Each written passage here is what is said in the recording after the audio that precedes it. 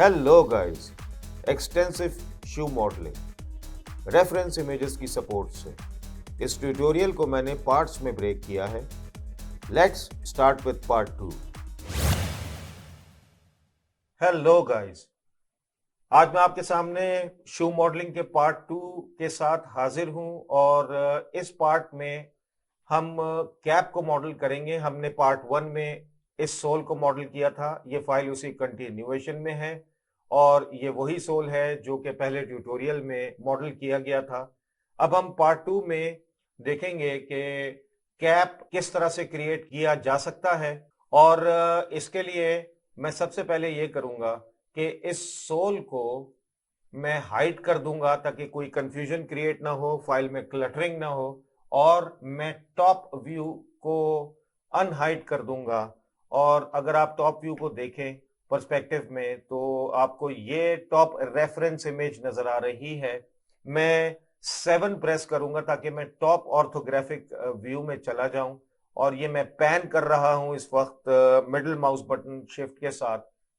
अब आप देखें कि ये मेरे पास रेफरेंस इमेज मौजूद है और इस रेफरेंस इमेज में एक जो खास बात है वो ये है कि अगर मैं ऑब्जेक्ट डेटा प्रॉपर्टीज में जाता हूं और इस को मैं सेलेक्ट करता हूं यहां से, तो आप देखेंगे कि इसकी ट्रांसपेरेंसी को तो मैंने बिल्कुल भी डिस्टर्ब नहीं किया है, लेकिन इसकी डेप्थ की जो प्रायोरिटी है वो बैक हुई हुई है। यानी कि इसका मतलब यहां पर मैं अब जो भी मॉडल बनाऊंगा ये top reference image back side पर ही नजर आएगी, which is what we want. अब मैं करता ये हूं कि एग्जैक्टली जिस तरह से हमने सोल क्रिएट किया था, मैं शिफ्ट ए प्रेस करता हूं और एक और प्लेन मैं क्रिएट करता हूं। इस प्लेन को अगर आप देखें तो ये इस वक्त टॉप व्यू आपको बैक साइड पर नजर आ रहा है। मुझे इस कैप को ट्रेस करना है। मैं इस प्लेन को इस कैप तक लेकर जाता हूं और ऑल्ट जी प्रेस करता हूं एक्सरे मोड में आने के लिए। उसके बाद मैं टैब मोड प्रेस करता हूं और मैं एडिट मोड में आ जाता हूं इस प्लेन के, और उसके बाद मैं 1 प्रेस करता हूं ताकि एडिट मोड में, इस प्लेन के एडिट मोड में आने के बाद मैं वर्टेक्स लेवल के ऊपर चला जाऊं।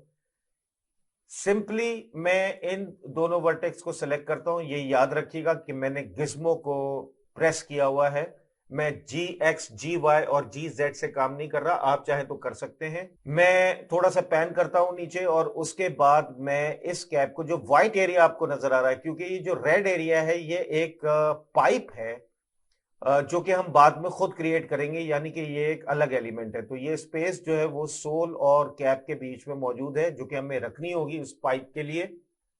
मैं इस वाइट एरिया को, जो कि आपको ये नजर आ रहा है, इसको मुझे ट्रेस करना है और मैं यहां पर आकर इस कैप को क्रिएट करने की कोशिश करता हूं और मैं यहां पर आकर इसको अलाइन करता हूं इसके साथ लोअर एरिया में।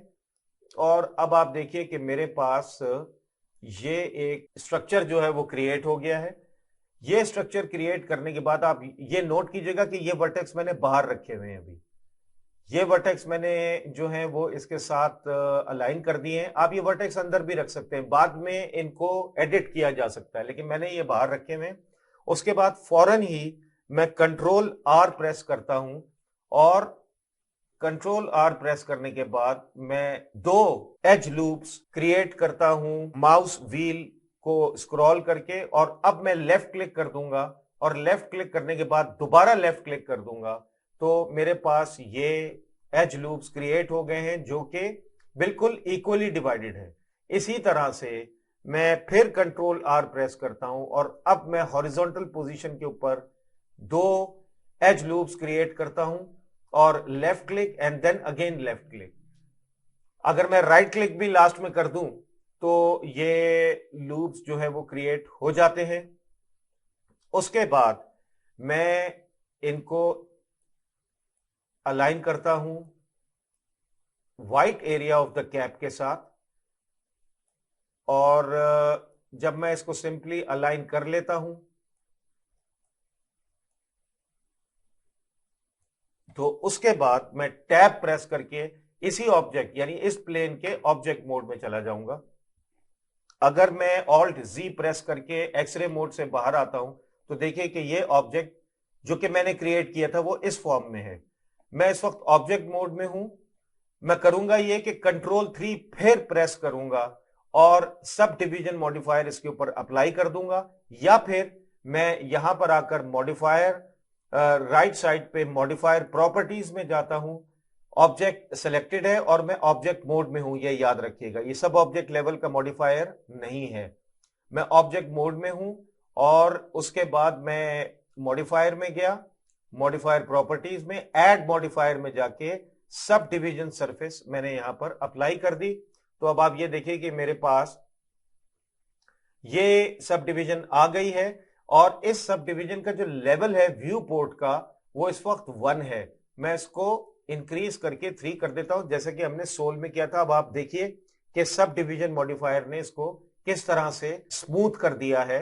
उसके बाद मैं टैब मोड में दोबारा जाता हूं, मजीद एडिट करता हूं, ये वर्टेक्स में सेलेक्ट करता हूं और इसको और इस कॉर्नर वर्टेक्स को सिलेक्ट करता हूं, लेकिन जाहिर सी बात है ये कॉर्नर अब बन नहीं सकता। उसके लिए मुझे इस एच को सिलेक्ट करना होगा और इस एच को मैं नीचे लेकर आता हूं ताकि ये कॉर्नर थोड़ा सा शार्प हो, जैसे कि ये कॉर्नर्स व्हाइट एरिया के शार्प हुए हुए हैं। उसके बाद मैं एस प्रेस करता हूं और स्केल करता हूं और उसके बाद मैं इसको अलाइन करता हूं जितना भी मैं इसको अलाइन कर सकता हूं, क्योंकि आपको मालूम है ये व्हाइट कैप एरिया भी जो है वो 100% हॉरिजॉन्टल नहीं है, लेकिन बहरहाल मैं इसको अलाइन करने की कोशिश करता हूं। उसके बाद मैं इस एरिया को लेता हूं, थोड़ा सा इसको आगे लेकर आता हूं, इसके बाद एस प्रेस करता हूं और अब मैं इसको अलाइन करता हूं इसके साथ। यहां पर आकर मैं इसको थोड़ा सा कॉर्नर्स को ऊपर करता हूं, यहां पर आकर मैं इस वर्टेक्स को चेक करता हूं। ऑफ कोर्स मुझे थोड़ी सी जगह चाहिए थी, वो मैंने यहां पर ले ली है।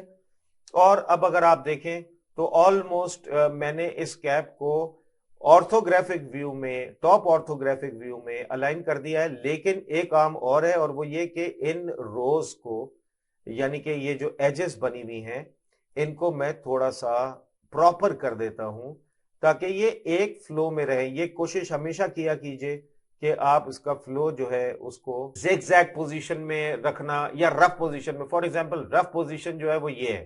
फॉर एग्जांपल ये मॉडल ऐसे भी क्रिएट हुआ है but this is not proper, तो हमें चाहिए ये कि हम इसको बिल्कुल प्रॉपर रखें इसकी टोपोलॉजी को। अब ये क्रिएट हो गया है, ये जो टॉप व्यू था इससे मैंने ये ट्रेस कर लिया है। अब मुझे इस टॉप व्यू की जरूरत नहीं है।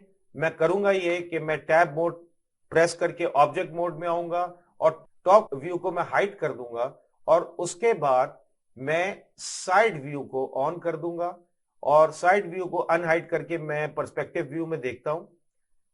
और पर्सपेक्टिव व्यू में मुझको अब इस कैप को साइड व्यू से अलाइन करना है। पहले तो मैंने टॉप व्यू से अलाइन किया, अब मैं इसको साइड व्यू से अलाइन करूंगा ताकि ये कैप जो है वो सोल के साथ 100% अलाइंड हो जाए। उसके लिए मुझे करना ये होगा कि मैं 3 प्रेस करता हूं और मैं यहां पर आता हूं और आर प्रेस करता हूं। ये जो आपको साइड व्यू नजर आ रहा है, पहले वाले ट्यूटोरियल में हमने इसकी ट्रांसपेरेंसी को कम किया था। अगर आप देखना चाहें तो देख सकते हैं। मैं इसको साइड व्यू को सेलेक्ट करता हूं और इसके ऑब्जेक्ट डेटा प्रॉपर्टी में जाता हूं तो आप देखें कि ओपेसिटी इसकी कम हुई हुई है, लिहाजा ये इसलिए थोड़ा सा सेमी ट्रांसपेरेंट हुआ हुआ है और वो हमने इसलिए किया था ताकि विजिबिलिटी ऑब्जेक्ट की इसके ऊपर हमें बिल्कुल अनडिवाइडेड मिले। अब मैं दोबारा इस प्लेन में जाता हूं, इसको सेलेक्ट करता हूं और अब अगर आप देखें तो इसका पिवट पॉइंट यहां पर है। ब्लेंडर में पिवट पॉइंट को ओरिजिन कहते हैं, मैंने पहले बताया था, और इस ओरिजिन को ऑब्जेक्ट के सेंटर में लाने के लिए बहुत आसान तरीका है, वो ये है कि आप यहां पर टॉप लेफ्ट कॉर्नर में ऑब्जेक्ट के ऊपर जाएं और यहां पर सेकंड कमांड है सेट ओरिजिन। ऑब्जेक्ट मैंने सेलेक्ट किया हुआ है, मैं ऑब्जेक्ट मोड में हूं और ऑब्जेक्ट मोड में होना जरूरी है। यहां पर बहुत सारे ऑप्शन हैं जिसमें कि ज्योमेट्री टू ओरिजिन है। अगर मैंने इसको क्लिक कर दिया तो जहां पर ये ओरिजिन है ज्योमेट्री उसके सेंटर में चली जाएगी, यानी कि ये प्लेन इस ओरिजिन के सेंटर में आ जाएगा। लेकिन मैं अगर दूसरा ऑप्शन लूंगा जो कि ओरिजिन टू ज्योमेट्री है, उससे ये होगा कि ये प्लेन तो यही रहेगा और ये ओरिजिन जो है वो सेंटर में चला जाएगा। सो हमें इस कमांड की जरूरत थी और हम इस वक्त इसका ओरिजिन यानी कि पिवट पॉइंट जो है वो सेंटर में ले आए हैं। उसके बाद मैं आर प्रेस करता हूं और आर प्रेस करने के बाद मैं इसको थोड़ा सा एंगुलर करता हूं। एंगुलर करने के बाद मैं इसको नीचे लेकर आता हूं और यहां से अलाइन करने की कोशिश करता हूं। दोबारा आर प्रेस करता हूं। देखिए मैं ऑर्थोग्राफिक राइट व्यू में हूं, इसलिए मुझे आर के बाद एक्स वाई जेड प्रेस करने की जरूरत नहीं है। ब्लेंडर इस बात को समझ रहा है कि मुझे ऑर्थोग्राफिक राइट व्यू के परपेंडिकुलर ही रोटेट करना है। तो ये करने के बाद लेकिन अगर मैं ये पर्सपेक्टिव व्यू में होता तो मुझे आर के साथ एक्स वाई जी एक्सिस को रिस्ट्रिक्ट करना पड़ता, जैसा कि हम करते हैं। मैं इसको अलाइन कर लेता हूं किसी हद तक रोटेशन के साथ।